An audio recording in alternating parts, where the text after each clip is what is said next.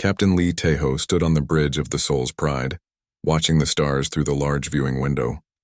After 200 years of dreaming, humanity had finally built ships that could travel faster than light. Today was the day they would meet other life forms from across the galaxy.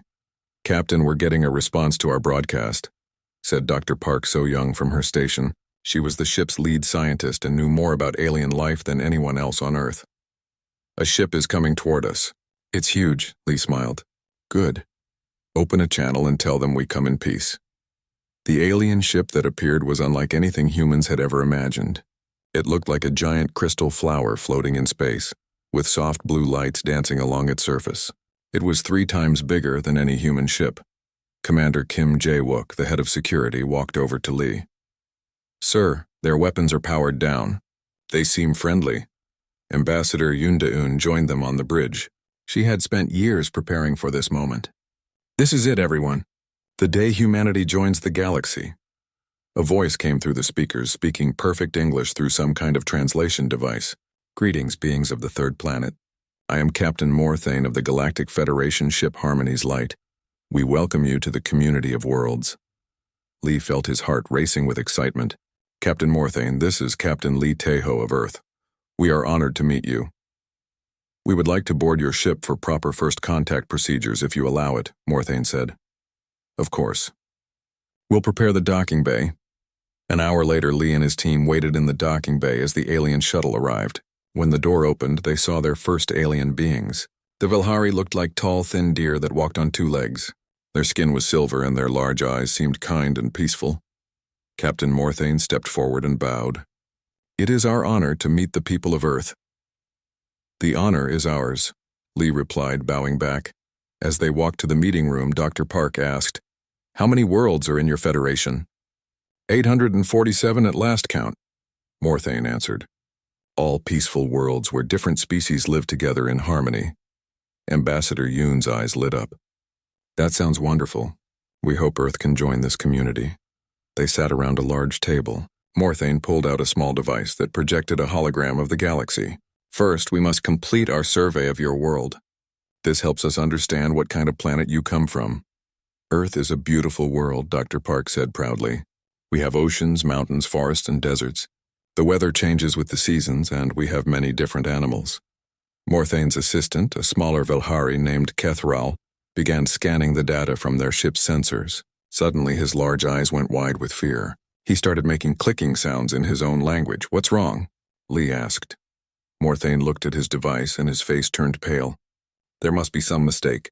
Our sensors show impossible readings." "What kind of readings?" Commander Kim asked. "Your planet. The computer says it's a Class 13 Deathworld, but that's impossible. Nothing can live on a Class 13 world." Dr. Park looked confused. "I don't understand. Earth is perfectly safe for us." Morthane stared at her. "Safe? Your planet has massive storms that move at speeds that would destroy our cities. Your ground shakes and splits apart. Your star sends out deadly radiation." "Oh, you mean earthquakes and hurricanes," Lee said with a laugh. "Yes, we get those sometimes. But they're not that bad." "Not that bad?" Kethral squeaked. "Your worst storms have winds faster than our emergency escape pods." Ambassador Yoon tried to explain. "Yes, Earth can be dangerous sometimes. But humans have learned to live with these things. We build strong houses and have warning systems." Morthane looked like he might faint. "You live through events that would be called natural disasters on any other world. How is this possible?" "Well, our ancestors had to be tough to survive," Dr. Park said. "Over millions of years, humans got stronger and smarter. We learned to work together and use tools." "Millions of years?" Morthane whispered. "On a Class 13 world?" Commander Kim noticed that the aliens looked scared. "Are you okay? You both look sick." "We need to contact the Federation Council immediately," Morthane said, standing up quickly. "This changes everything." "Changes what?" Lee asked. "In all our history, we have never found a world more dangerous than Class 12. Class 13 was just a theory. Scientists said nothing could evolve on such a world." "But we did evolve," Ambassador Yoon pointed out. "Yes," Morthane said slowly, "and that terrifies us." Dr. Park leaned forward. "Why should it terrify you? We're peaceful people. We want to be friends." "You don't understand," Kethral said, his voice shaking.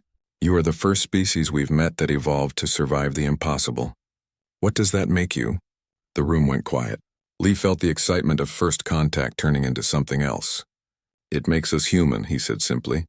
"We must return to our ship," Morthane said. "The Council needs to know about this. All 800 worlds need to know." "Know what?" Commander Kim asked. "That's somewhere in the galaxy, on a world so dangerous it shouldn't exist. Nature created a species strong enough to call it home." As the aliens prepared to leave, Ambassador Yoon called out, "Will we see you again?" Morthane paused at the door. "I don't know. The Council will have to decide what to do about Earth. About all of you." After they left, Lee's team stood in silence. Finally, Dr. Park spoke. "I don't think that went the way we planned." "No," Lee agreed. "I think we just scared the most peaceful beings in the galaxy by simply existing." Commander Kim crossed his arms. "So what do we do now?" Ambassador Yoon looked out at the stars. "We wait, and we hope that being strong doesn't make us monsters in their eyes." Lee nodded. Humanity had reached for the stars, hoping to find friends. Instead, they had discovered that their home world was so dangerous that its very existence challenged everything the galaxy thought they knew about life. The Soul's Pride continued its orbit around Earth, waiting for an answer from beings who had just learned that the impossible was not only possible, but had spent millions of years learning to fight, survive, and thrive. In the distance, the Harmony's light prepared for the fastest jump to Federation space in its history, carrying news that would shake the foundations of galactic civilization. The Great Hall on Nexus Prime had never seen such a gathering. Representatives from every major species in the galaxy filled the circular chamber, their worried voices creating a buzz of sound that echoed off the crystal walls. High Counselor Zephyr, a tall being made of living light, called for silence. "Fellow beings," Zephyr's voice rang out, "we face a situation unlike any in our recorded history. The discovery of Earth has forced us to question everything we know about life in the universe." Captain Morthane stood at the center of the hall, still pale from his encounter with the humans. "Honored Council, I have spent 3 days reviewing our data. There is no mistake. Earth registers as a Class 13 Deathworld." A ripple of fear went through the crowd. Class 13 had always been theoretical, a classification so extreme that scientists used it to describe worlds where life was impossible. "Explain to us again what makes this world so dangerous," requested Counselor Velkan, whose species had evolved on one of the galaxy's most peaceful worlds. Morthane activated a holographic display of Earth. "Observe the storm systems. These hurricanes generate winds of over 300 kilometers per hour. On most of our worlds, such winds would strip away atmosphere." Gasps filled the chamber. The crystal beings called lithoids began vibrating with distress. "The planet's surface moves," Morthane continued. "Massive plates of rock shift and collide, creating mountains and destroying entire regions. They call these earthquakes and speak of them as normal events." "Normal?"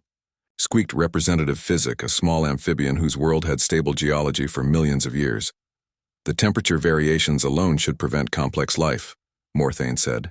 "Their polar regions reach temperatures that would instantly freeze our life fluids, while their desert regions are hot enough to cook most known proteins." Dr. Lim Min-ho had been waiting quietly in the visitor section. As Earth's representative, he had been allowed to attend this emergency session. Now he stood and asked permission to speak. "Humans request permission to address the Council," Zephyr announced. Dr. Lim walked to the center, a tall man with kind eyes and graying hair. To him, the gathered aliens looked like a wonderful collection of different life forms. To them, he looked like something that shouldn't be able to exist. "Honored beings," Dr. Lim began. "I understand your concern, but I want you to know that Earth made us who we are. Yes, our world is dangerous, but danger taught us to be strong, smart, and to work together." "How do you survive the storms?" asked a butterfly-like being from the ethereal delegation. "We build strong shelters and predict when storms are coming. We've learned to work with our planet's weather patterns." "And the earthquakes?" This question came from a rock-like lithoid. "We design our buildings to bend instead of break. We study the movement of our planet and try to understand it." Counselor Tim Ara, whose species resembled tall, graceful plants, leaned forward. "But surely such constant danger affected your development. You must be a warrior species." Dr. Lim smiled. "We can fight when we need to, yes. But mostly we're explorers, artists, teachers, and builders. Earth taught us that life is precious because it's fragile." "We would like to see a demonstration," Zephyr said. We need to understand what Class 13 evolution produces. I brought someone who can show you, Dr. Lim said. He gestured to the door where Sergeant Cho Yun-ji entered. She was a young woman in simple clothes, with an easy smile and confident walk. This is Sergeant Cho. She's going to show you some basic human physical abilities. The aliens watched nervously as Cho moved to the center of the room. She began with simple stretches, touching her toes and rotating her arms. Several aliens gasped at her flexibility. Now I'll show you normal human exercise, Cho said cheerfully. She dropped to the floor and began doing push-ups. The first one caused 3 aliens to step backward. By the 10th, Representative Physic had fainted. When she stood up and began jogging in place, alarms on several aliens' life support systems started beeping. Her heart rate, whispered a medical drone from the Andromedan delegation. According to our sensors, she should be in cardiac arrest. Cho wasn't even breathing hard. Would you like to see me lift something? No, several aliens shouted at once. Dr. Lim helped Cho demonstrate human endurance by having her hold a 20-kilogram weight above her head. What seemed like a simple task to her registered as impossible strength to beings whose homeworlds had low gravity. How much can your species lift? Asked Counselor Velkan. Well, our strongest humans can lift over 500 kilograms, Dr. Lim said proudly. The sound that came from the alien representatives was like the cry of terrified birds. Are all humans this strong? Zephyr asked. Cho is a soldier, so she's stronger than average. But yes, most humans could do similar things. Even your children? The question came from Kethral, who had been quiet until now. Human children are smaller and weaker, of course, but a 10-year-old human could probably outrun most of your adults. Silence fell over the great hall. Finally, Counselor Tamara spoke. What you're describing? It sounds like your entire species consists of what we would call super soldiers. We don't think of ourselves that way, Dr. Lim said. We're just people who adapted to our world. But don't you see? Morthane said, his voice shaking. Your world created beings who are stronger, faster, and tougher than anything we've ever encountered. And you did it naturally. High Counselor Zephyr's light dimmed as he considered the situation. For 2,000 years, our Federation has been built on the principle that peaceful evolution creates the highest forms of life. We believed that violence and danger held back development. Maybe we were wrong, said Counselor Velkan quietly. Or maybe, Dr. Lim suggested, there are just different ways to evolve. Your worlds created beings of great wisdom and peace. Our world created beings who refuse to give up. The question now, Zephyr said, is what we do with this knowledge. Do we welcome Earth into our Federation, or do we quarantine a species that evolved beyond our understanding? We're not dangerous to you, Dr. Lim said. We want to learn from you just as you might learn from us. But what happens when other species hear about humans? Asked Representative Physic, who had recovered from his fainting spell. What happens when they learn that Class 13 worlds don't create monsters, they create survivors? The Great Hall fell silent again. Every being present understood that this moment would change galactic history. Earth had proven that life could evolve under impossible conditions. But more than that, it had shown that such evolution could create beings of intelligence, compassion, and incredible capability. We need time to consider this, Zephyr announced. The Council will debate and vote on humanity's place in our galaxy. As the session ended, aliens filed out in worried groups, whispering among themselves. Dr. Lim and Sergeant Cho remained in the center of the hall. Did that go well? Cho asked. Dr. Lim looked around at the empty chamber. I think we just taught the galaxy that their definition of impossible might need some adjustment. Outside, in the corridors of Nexus Prime, the word was already spreading. Somewhere in the galaxy was a world so dangerous that it created beings who called catastrophes normal and turned survival into an art form. Ambassador Yoon Da-eun stood in the landing bay of Seoul Station, Earth's first orbital diplomatic facility. Today would begin the Great Cultural Exchange, an attempt by the Galactic Federation to understand humanity through direct interaction. She watched as the alien shuttle approached, its passengers brave enough to visit the Class 13 Deathworld. Remember, she called to her staff, these beings come from much safer worlds. Everything we consider normal might frighten them. The shuttle landed with unusual care. When the door opened, 6 aliens emerged wearing full environmental suits, Diplomat Veltar, an Andromedan whose species looked like graceful blue dolphins with arms, spoke through his suit's communication system. Greetings, Ambassador Yoon. We are ready to experience your world, though our safety equipment is necessary. Yoon tried not to feel hurt by this. Of course. We've prepared special viewing areas where you'll be safe. The first stop was the observation deck overlooking Earth. The aliens approached the window carefully, as if expecting something terrible to happen. What they saw made them step back in alarm.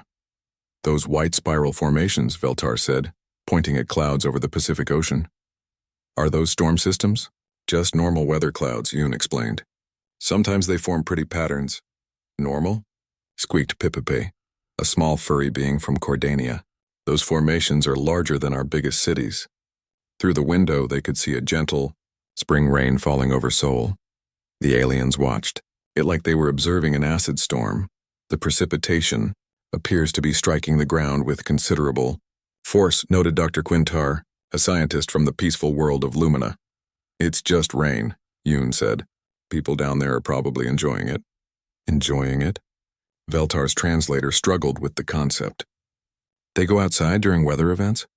Meanwhile, on the alien world of Verdania, Professor Kang Hyunwoo was having his own difficulties. The planet was beautiful, rolling green hills under a gentle purple sky, with crystalline trees that sang in the breeze. But everything seemed incredibly fragile. Professor Kang tried to walk carefully, but his Earth-normal footsteps left deep prints in the soft ground. The local Verdanians, who looked like walking flowers, watched him nervously from a distance. Please forgive my heavy steps, Kang said to his guide, Bloomtel. I'm trying to be gentle. We understand, Earth friend, Bloomtel replied, though his petals quivered with each of Kang's movements. Your bone density is adapted for much stronger gravity. When Professor Kang tried to help by moving a fallen branch from a path, he accidentally snapped it in half. 3 Verdanians gasped and backed away. I'm so sorry, Kang said. I barely touched it. We know, Bloomtel said sadly. To you it was gentle. To us you have the strength of our industrial machines. Back on Seoul Station, the alien visitors faced their own challenges. Ambassador Yoon had arranged for them to meet human families via video call. The first family appeared on screen, a mother, father, and their 8-year-old daughter, Nara. Hello, Nara said brightly, waving at the aliens. I'm excited to meet you. The aliens stared at the small human in fascination and terror. Even as a child, Nara was taller and more robust than some adult alien species. What activities do you enjoy, young human? Asked Dr. Quintar carefully. I like climbing trees and playing soccer and swimming in the ocean, Nara said enthusiastically. Pippi nearly fainted. Swimming? In your planet's vast water bodies? With the current systems and temperature variations? It's fun, Nara laughed. Sometimes the waves are really big and they knock you down, but you just get back up. She speaks of ocean forces as entertainment, Veltar whispered to his colleagues. What are these beings? The conversation got worse when Nara's mother mentioned that they were planning a camping trip. We're going to sleep outside under the stars, the mother explained. Nara loves it when we camp in the mountains. Outside? Dr. Quintar's voice rose in pitch. Exposed to your planet's atmospheric conditions? Overnight? Of course, Nara's father said. Fresh air is good for you. And the mountains are beautiful. Mountains, Veltar repeated weakly. Geological formations created by violent tectonic activity. Daddy, tell them about when we saw the bear, Nara said excitedly. The aliens' environmental suits began beeping with stress alarms from their occupants. On Lumina, the paradise world, a similar scene was unfolding with tragic results. Nere's cousin, 10-year-old boy Minsu, was visiting with other human children. The Luminans had prepared special playground equipment for them, not understanding the scale of difference. Minsu approached a group of young Luminans who were struggling to move a small sphere, their version of a ball game. Being helpful, he reached over and picked up the sphere with one hand. The Luminan children scattered in terror. The sphere, which required 3 of them working together to lift, might as well have been weightless to Minsu. I just wanted to help, Minsu said, confused by their reaction. His human supervisor, Dr. Lee Soo-jin, quickly intervened. Put the ball down gently, Minsu. Remember, everything here is more delicate than on Earth. But the damage was done. Word spread quickly among the Luminan families that the human children possessed frightening strength. Parents began calling for their children to be kept away from the young predators. The breaking point came during a simple game of tag. Minsu, running at what he considered a gentle pace, accidentally knocked over two Luminan children simply by running past them. His body heat, normal for humans, triggered heat alarms on their temperature sensors. "We need to evacuate the human children," announced the Luminan safety coordinator. "They're too dangerous for our young ones." Back on Sol Station, news of the failed exchanges was reaching Ambassador Yoon. The aliens in the observation area had refused to remove their environmental suits after learning that humans routinely breathed air that would be considered toxic on their worlds.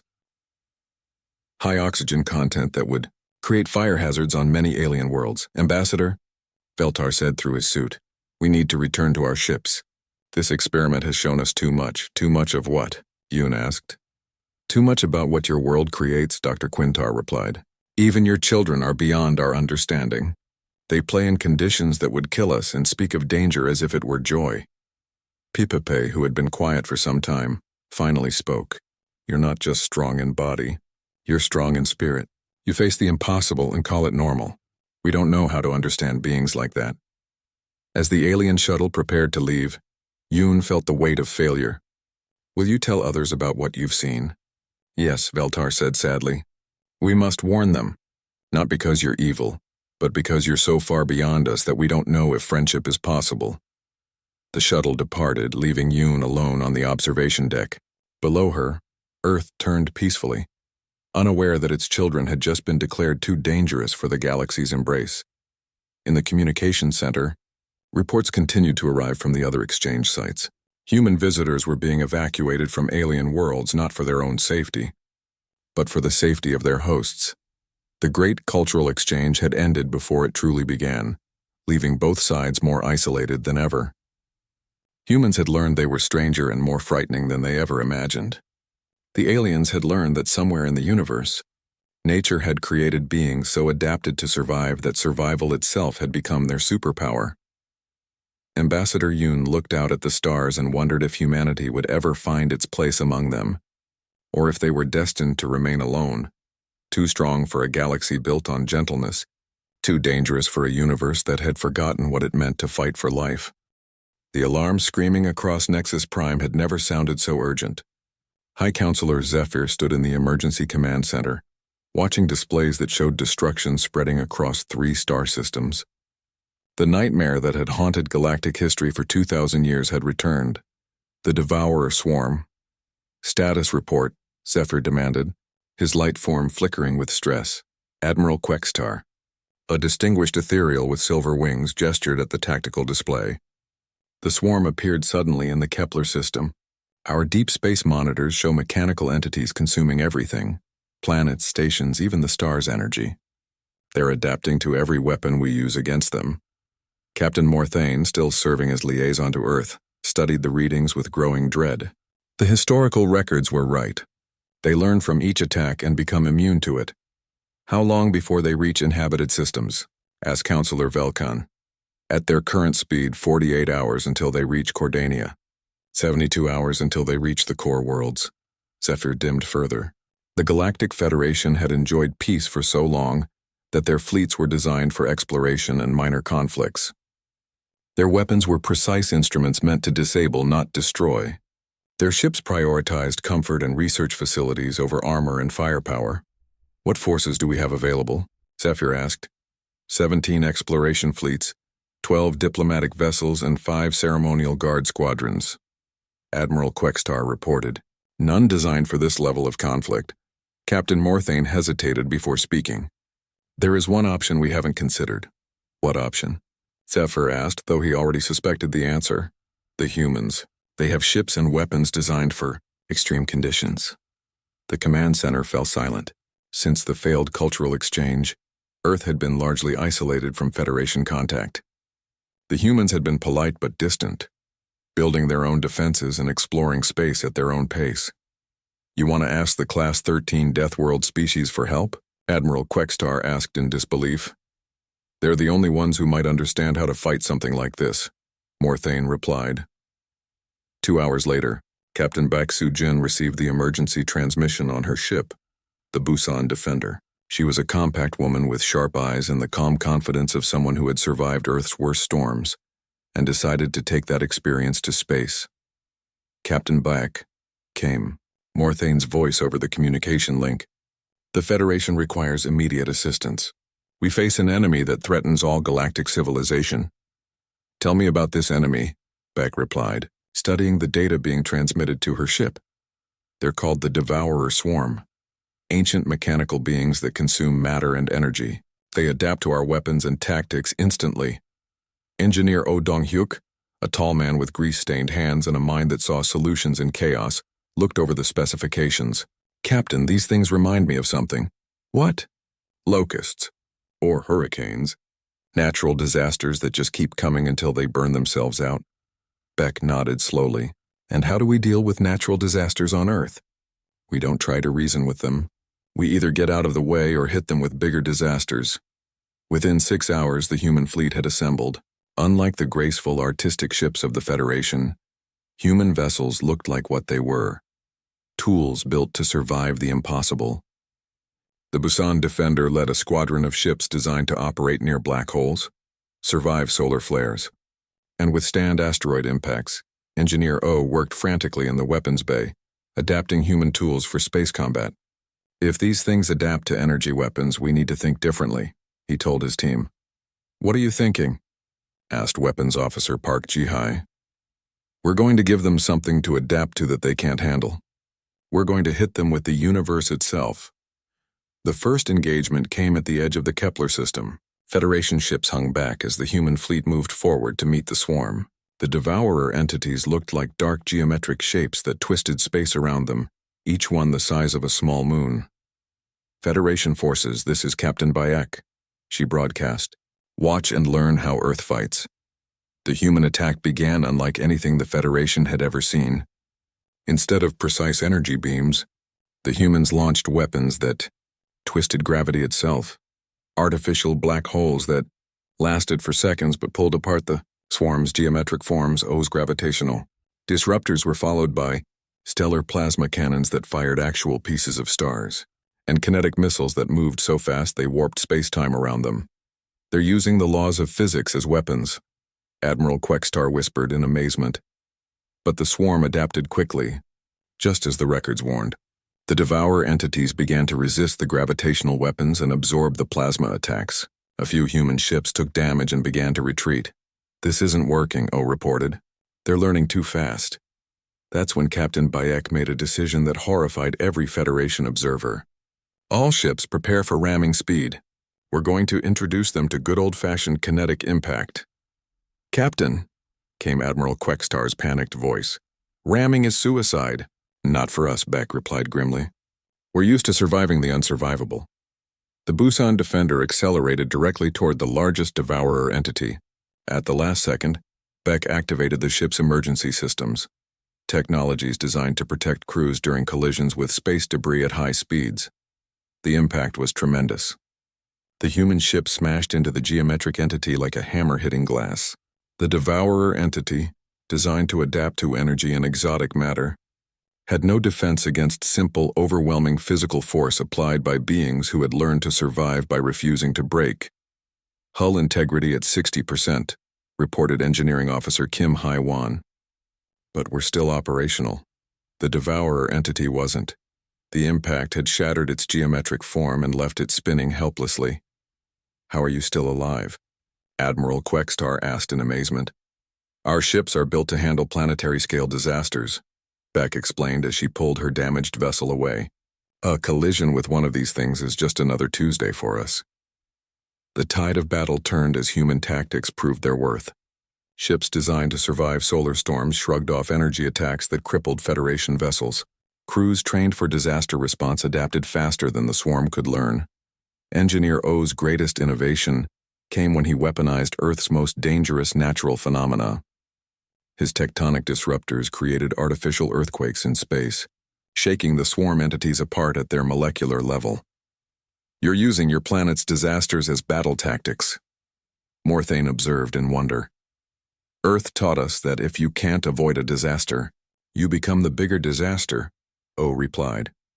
The final assault came when Captain Bayek led a coordinated strike using what humans called storm tactics, chaotic, unpredictable attacks that mimicked the random fury of natural disasters. The swarm's adaptation systems couldn't keep up with strategies based on controlled chaos. As the last Devourer entities were destroyed or scattered, the Federation fleet moved in to survey the aftermath. They found human ships damaged but intact, crews tired but unbroken. How many casualties? Zephyr asked. 17 injuries, no deaths, Beck reported. Pretty standard for what we consider a rough day. Admiral Quextar stared at the tactical display showing the destroyed swarm. You faced an enemy that destroyed entire civilizations and you call it a rough day?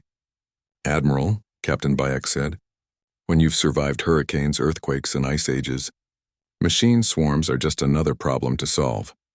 As the human fleet prepared to return to Earth, Engineer O transmitted his weapon designs to the Federation.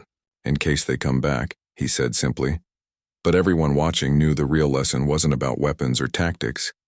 Earth's Class 13 status hadn't created monsters or warriors. It had created beings who looked at the impossible and saw just another challenge to overcome. The galaxy had spent eons avoiding danger, building civilization on safety and peace. But when true danger came, it was the children of Earth, forged by disasters and tempered by survival, who stepped forward to meet it. For the first time since humanity's discovery, the Federation began to understand that Class 13 wasn't a curse. It was preparation for moments exactly like this. 6 months after the Devourer War, President Ryu Ji-hoon stood before the reformed Galactic Council in what was once the Emergency Command, center of Nexus Prime. The chamber had been redesigned to include human-sized furniture and Earth-normal atmospheric conditions, small changes that marked a revolution in galactic thinking. Fellow beings of the galaxy, President Ryu began, his voice carrying to representatives from over 900 worlds. We gather today not as strangers divided by fear, but as partners united by survival. The assembled delegates were a mixture of original Federation species and newcomers, worlds that had requested contact after hearing about Earth's defense of the galaxy. Where once aliens had feared humanity's Class 13 origins, now they saw those origins as their shield against the unknown dangers of deep space. High Counselor Zephyr, his light form now steady and bright, spoke from the council platform. President Ryu, the Reformed Council is ready to hear your proposal for the Terran Protection Protocols. Thank you, Counselor, Ryu replied. For too long our species have been separated by misunderstanding. You saw our strength and feared it. We saw your peace and envied it. The Devourer War taught us that both are necessary. Fleet Admiral Shin Yu-jin, a woman whose calm presence commanded respect across species lines, activated a holographic display showing the galaxy. The universe is vast and largely unexplored. Our recent deep space surveys have identified 17 more Class 12 worlds and 3 potential Class 13 worlds.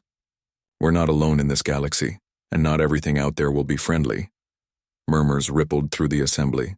The discovery of more death worlds had shocked many species, but it had also validated humanity's role as galactic protectors. The Terran Protection Protocols propose a new model of galactic civilization. President Ryu continued. Human forces will serve as the galaxy's first line of defense against external threats, while our Federation partners provide technological advancement, cultural wisdom, and scientific discovery. Representative Veltar from Andromeda, who had been one of the first aliens to visit Earth, raised a graceful appendage. President Ryu, many of our worlds have already requested human protection. How will you ensure fair distribution of your forces? The Human Defense Corps will operate on principles of need and partnership, Admiral Shin replied.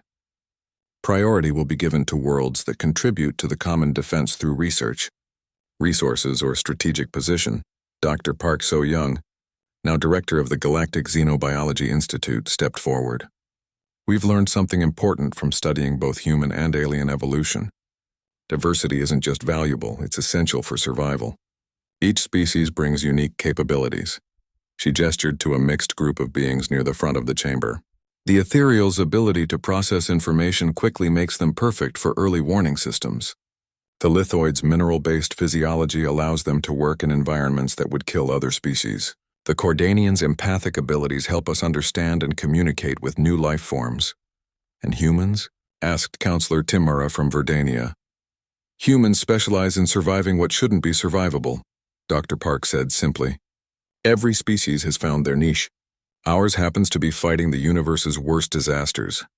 The real test of the new order came when young Captain Nara, now 24 and commander of the exploration vessel Soul's Hope, addressed the council. The same girl who had once terrified alien families with her casual mentions of ocean swimming now represented the future of human-alien cooperation. Honored delegates, Nara began. I lead a mixed crew of humans and aliens exploring the galactic frontier. Last month, we encountered something that proves why we need each other. The holographic display changed to show a massive space structure, clearly artificial but unlike anything in Federation. Records, we found this near the Veil Nebula. It's an automated defense grid, probably millions of years old. Our human crew could survive the radiation and gravitational stress needed to approach it. But we couldn't understand its technology. She gestured to her crew members in the audience. Engineer Fluxara, an ethereal, translated the ancient computer systems.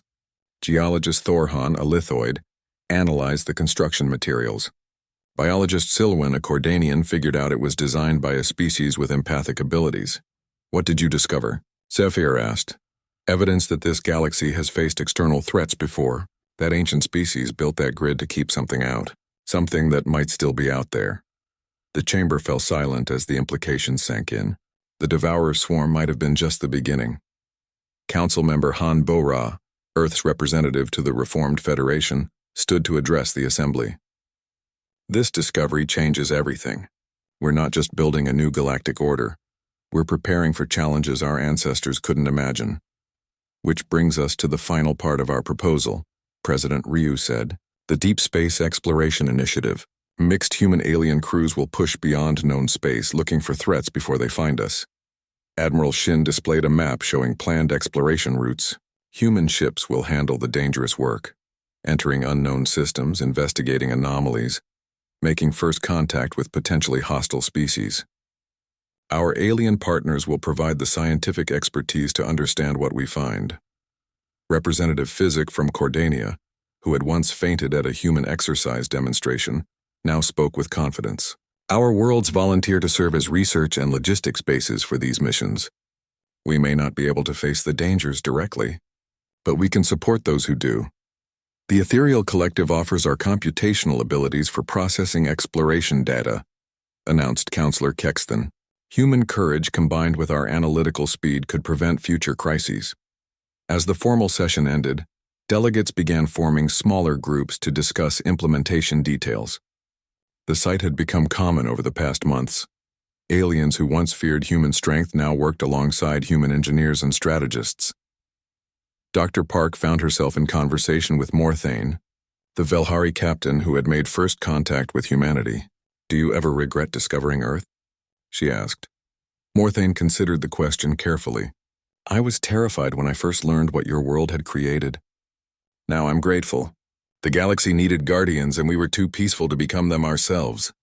You're not weak, Dr. Park assured him. You're wise. Wisdom and strength work better together than either does alone. As the day's sessions concluded, President Ryu stood once again before the assembly. 6 months ago, many of you saw humanity as a threat to galactic peace. Today we work together to protect something greater than peace, the right of all species to grow and thrive without fear. The universe is vast and dangerous, he continued. It contains wonders beyond imagination and threats beyond our current understanding. But it also contains something new, a partnership between beings who learn to survive by avoiding danger and beings who learn to survive by facing it head-on. Young Captain Nara stepped forward for the closing statement. To the species of this galaxy, I make this promise. Earth's children will stand watch at the edge of known space. We'll face whatever comes from the darkness between stars. And when we find new wonders, new life, new wisdom, new beauty, we'll share them with all of you. Because that's what Earth really taught us, she concluded. Not just how to survive, but why survival matters. Life is precious not because it's easy, but because it refuses to give up. As the reformed Galactic Council adjourned, ships from 100 worlds prepared to carry the news across the galaxy. The age of peaceful isolation was ending. The age of cooperative exploration was beginning. Somewhere in the depths of space, automated monitoring stations established by the Human Defense Corps watched for threats that might emerge from the cosmic dark. And on countless worlds, species that had once feared Earth's Deathworld children now slept peacefully, knowing that the universe's most dangerous survivors were standing guard. The galaxy had learned that Class 13 didn't create monsters. It created protectors. And in a universe full of unknowns, protection was exactly what civilization needed. Earth's children had found their place among the stars, not as conquerors, but as guardians of all who chose to reach for the impossible and call it home.